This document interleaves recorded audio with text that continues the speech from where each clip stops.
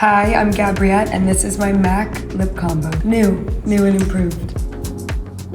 This one's a little different for me. I'm not really like a dark lip girl, but I'm kind of getting into the vampy vibe right now. And I don't want any questions asked, okay? We're going up to the moon.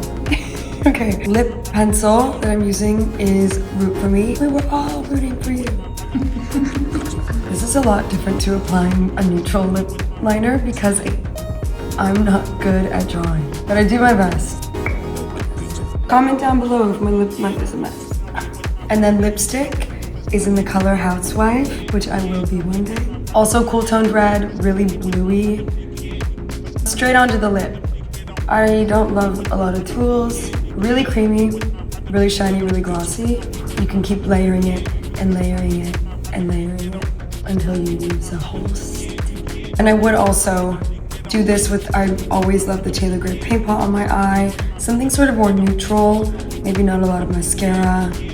I kind of love it like a dark red lip with no face color, no blush, however you want. And finally, this is my MAC lip combo, the pencil in Root For Me, and the Lustreglass lip in Housewife. That's an easy one. Thanks, bye.